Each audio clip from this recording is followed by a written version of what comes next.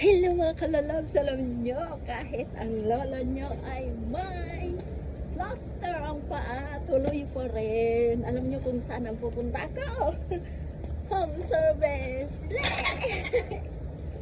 Yan, mag-home service si Lola. Merong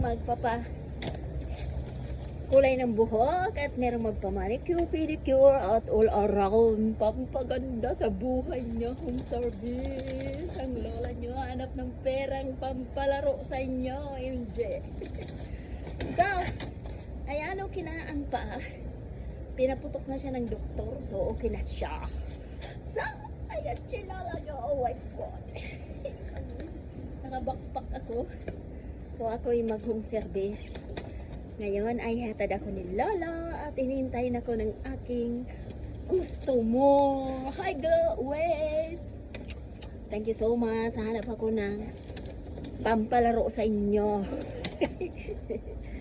Pampalaro sa inyo, oh. Kasi ako'y mag-home service sa pare. Bye!